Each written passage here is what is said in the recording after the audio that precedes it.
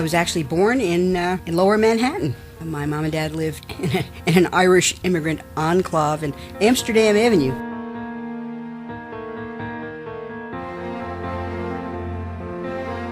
When I was 7 years old, we moved to Sayville, Long Island, New York. It's a beach community town on Suffolk County, 80 miles from New York City.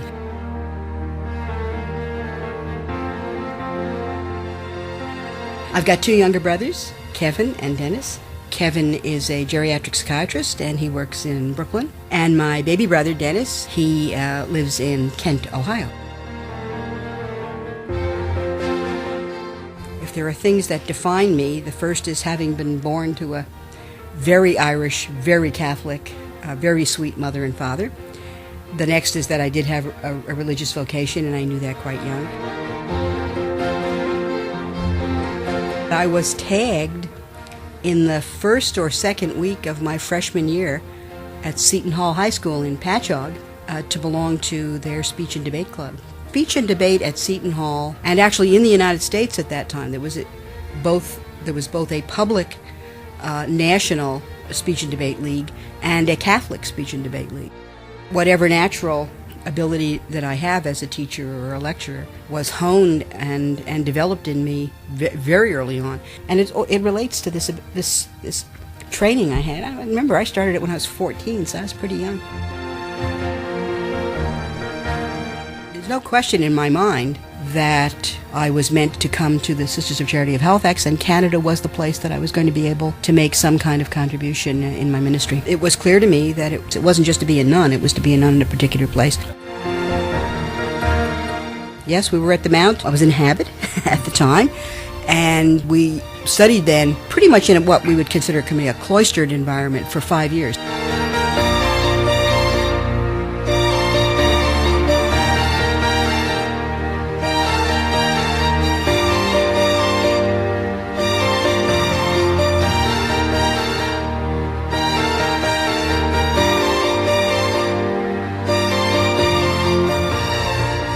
Dalhousie Medical School decided if I was going to do this all by myself, that rather than go to some of the other places I was accepted at, that I'd stay here and go to Dal. And I lived with the sisters at the Halifax Infirmary. Sister Rita McDonald she became one of my very best friends. She was this pretty amazing woman, extraordinarily bright administrator who was for me a mentor in how to become, I think, a sister faithful to our religious tradition, but also excellent in what it is that she was doing in the healthcare environment. I remember well your step into the world of medical school when you arrived dramatically in Medicine 1, like a penguin in a flock of dull-colored sparrows. I'm sure you got tired of jokes about the bad habits of medical students, but your nun's habit made you stand out. After doffing the habit the next year, you continued to stand out by your energy, intelligence, charm, and charismatic speaking style.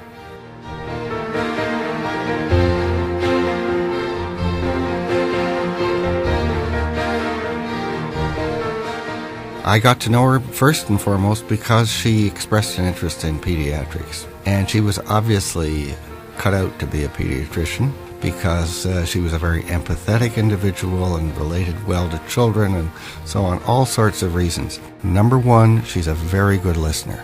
Number two, she's a very keen observer of nonverbal cues. And most important, she's extremely empathetic.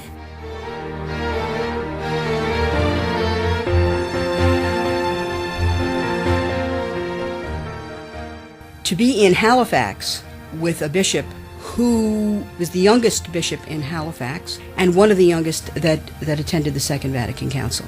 Very early on, my understanding of the church was influenced by Bishop Hayes. More personally, in order to go into medicine at that time, it was necessary to actually get permission to allow a Roman Catholic sister to go into medicine. The bishop facilitated that.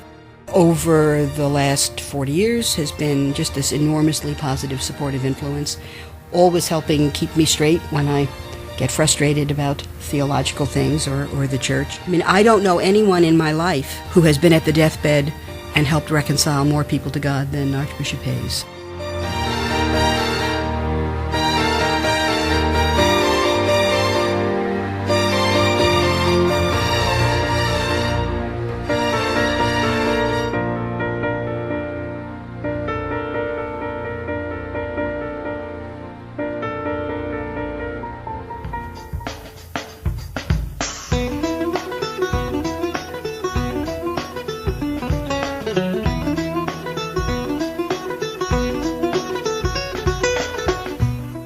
I'm Peter Zosky. On this edition of Some of the Best Minds of Our Time, the physician, bioethicist, and medical administrator, Sister Nuala Kenny. Nuala Kenny is Deputy Minister of Health for Nova Scotia. She's the keen mind behind a series of bold healthcare initiatives that the Liberal minority government tried to pass into law.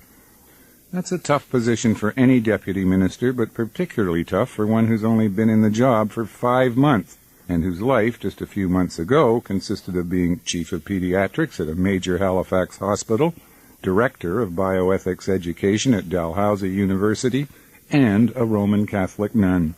I'm pleased to be in Halifax, sitting across the table from Deputy Minister, Doctor, Professor, and Sister Nuala Kenny. Hi, Peter. What is the proper form of address? Doctor, sister, doctor? Well, I've been asked that many times. My standard answer is I'm sister all the time. I'm a doctor when I'm doctoring, and I'm you there when most people want me. Hello, I'm Jim Nunn, and welcome to Nunn on One. Canadians are worried about our healthcare system. They have important questions about how to fix it, the spiraling costs, the long waits for care. My guest today has some answers.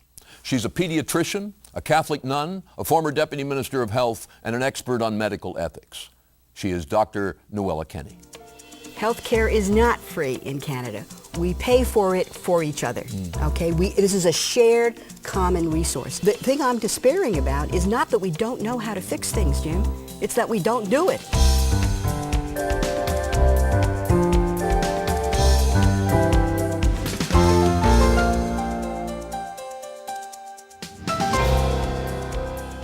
Hi, it's Hsuen, and I'm hoping that retirement for Nuala will mean that we'll see more of Nuala in Halifax in bioethics. I first learned of Nuala's influence in bioethics when I was teaching bioethics, and I started to hear there was another source of bioethics education going on in town. Students who were working at the IWK said, oh yeah, we're learning bioethics from the head of our hospital, Dr. Nuala Kenny. She's a sister of charity. Oh my, I said. She probably approaches it differently than I do. No, they said, not so differently. And over the years, I found that's true, and our collaborations have grown stronger the more we have time to talk and work together.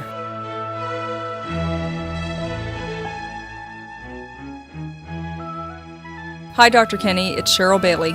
In November of 1995, you invited me to join you in the soon-to-be newly established Office of Bioethics Education and Research as your Administrative Secretary. I want to thank you for the past 13 years and all the opportunities you have given me during this time. We have witnessed the growth of the department from just the two of us to what it is today. We had some great fun over the years. Even though you say you are retiring, we all know that you will never stop doing what you love to do, and that is teaching. I wish you all the best for the coming years, and I know I will still see you around the department, so this is not a goodbye.